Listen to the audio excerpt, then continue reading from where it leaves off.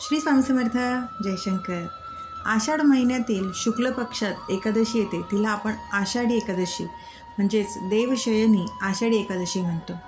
या दिवशी सर्व संतांच्या पालख्या या पंढरपुरात विठुरायाच्या दर्शनासाठी आलेल्या असतात। आळंदीहून ज्ञानेश्वरांची, देहूतून तुकाराम महाराजांची, त्र्यंबकेश्वरवरनं निवृत्ती महाराजांची, शेगाववरनं गजानन महाराजांची सर्व पालख्या, सर्व संतांच्या पालख्या प्रत्येक महाराष्ट्राच्या कानाकोपऱ्यातून विठुरायांच्या दर्शनासाठी आषाढ एकादशीच्या दिवशी पंढरपुरात जमलेले असतात। चंद्रभागेमध्ये स्नान करून ते त्यांच्या विठोबारायाला भेटण्यासाठी आसुसलेले असतात आणि हा पालखी सोहळा, हा वारीचा सोहळा खूप उत्साहात आषाढ एकादशीची वाट बघत असतो आणि त्या दिवशी ते त्यांच्या लाडक्या विठोबाला भेटायला पंढरपुरात अतिउत्साहाने जात असतात। विठुराया म्हणजेच विष्णूंचा अवतार।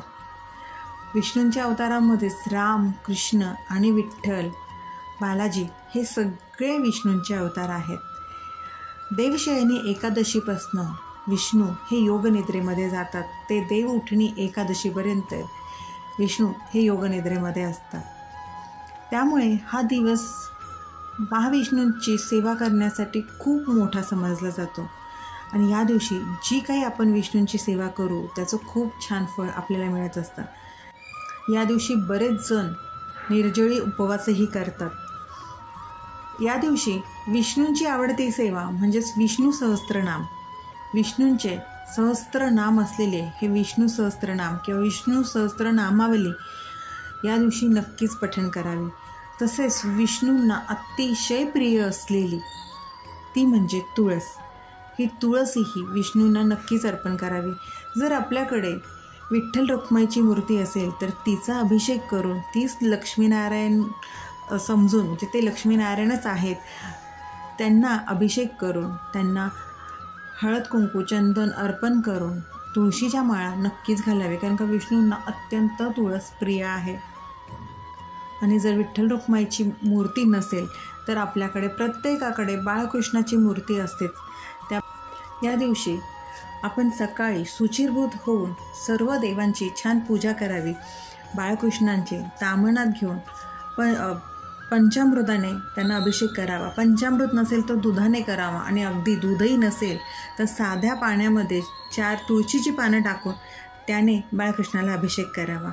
त्यानंतर त्यांना छान पिवळी फुलं, गंध, हळद कुंकू चंदन हे सगळं अर्पण करून तुळशीची माळ नक्कीच अर्पण करावी, कारण का विष्णूंना तुळस ही अत्यंत प्रिय आहे आणि तुळशीचं महात्म्यही खूप आहे। त्यामुळे आवर्जून तुळशीची माळ विष्णूंना नक्कीच अर्पण करावी आणि त्याचबरोबर विष्णूंचा ओम नमो भगवते वासुदेवाय हा मंत्र म्हणावा किंवा ओम विष्णवे नमः या मंत्राचा जप नक्कीच करावा।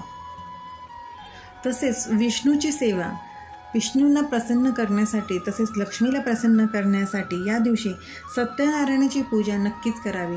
जर ती तुम्हाला स्वतः करायची असेल तर स्वतः करावी किंवा गुरुजींना बोलवून जरी ही पूजा केली तरी उत्तम। सत्यनारायणाची पूजा केल्याने पुण्यप्राप्ती तर होतेच, पण सुखसमृद्धीही आपल्या घरामध्ये नांदते। तसेच या दिवशी आपल्याला जे काही अन्नदान करता येत असेल ते अन्नदान नक्कीच करावे। आणि घरी जर सत्यनारायण करायला आपल्याला जमत नसेल तर जवळपास कुठे विष्णूंचं मंदिर असेल किंवा विठुरायाचं जर मंदिर असेल तर त्या मंदिरात जाऊन अन्नदान, पूजापाठ किंवा मंत्रजप नक्कीच आवर्जून करावा। लक्ष्मीला प्रसन्न करण्यासाठी अन्नदान, गरजूंना कपडे आणि ब्राह्मणाला पिवळं वस्त्र दान करता येत असेल तर या गोष्टी आवर्जून आषाढी एकादशीच्या दिवशी नक्कीच कराव्यात। आणि यातलं काही नाही जमलं तर कमीत कमी जे मंत्रजाप आहे विठ्ठलाचाही आहे, ओम नमो भगवते वासुदेवाय, श्री विष्णवे नमः किंवा रामकृष्ण हरी या मंत्रांचं नामस्मरण दिवसभर नक्कीच करावं। आपण ही विष्णूंची जी काही सेवा करू ती साहजिकच विठ्ठलापर्यंत नक्कीच पोहोचेल आणि या दिवशी जी काही विष्णूंची, विठ्ठलाची सेवा करता येत असेल, विठ्ठलाचं नामस्मरण करता येत असेल तर या दिवशी नक्कीच करा।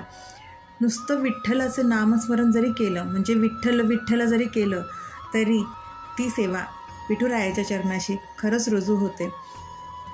आपली करण्याची इच्छा हवी, आपल्या मनाचा भाव शुद्ध हवा. आपली प्रत्येक सेवा ही आपल्या देवांच्या चरणाशी रुजू होतेच.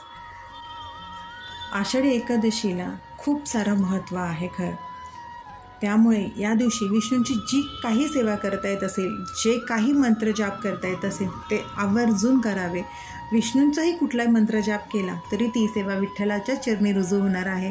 आणि या दिवशी विष्णू सहस्त्रनामावली याचं पठण नक्कीच करावं. आणि जे वारकरी संप्रदायातले असतील त्यांनी या दिवशी हरिपाठाचं पठण ही नक्कीच करावं. जी काही सेवा आपण करू ती विश्वासाने श्रद्धेने केली तर ती सेवा आपल्या प्रत्येक देवाच्या चरणी नक्कीच रुजू होते. आपला भाव शुद्ध हवा. प्रत्येक सेवा ही त्यांच्या चरणी रुजू होते. त्यामुळे जी जमेल ती सेवा आषाढी एकादशीच्या दिवशी करा आणि महाविष्णूंचा अवतार घ्या. कारण का देवशयनी एकादशीपासून विष्णू योगनिद्रेत जातात ते देव उठणी एकादशीपर्यंत म्हणजे 4 महिने विष्णू हे योगनिद्रेमध्ये असतात. त्यामुळे आत्ताच विष्णूंची जी काही सेवा करता येत असेल ती करा आणि विष्णूंचा लक्ष्मीचा आशीर्वाद प्राप्त करून घ्या. रामकृष्ण हरी. श्री स्वामी समर्थ. अशक्य हे शक्य करतील स्वामी, अशक्य हे शक्य करतील स्वामी.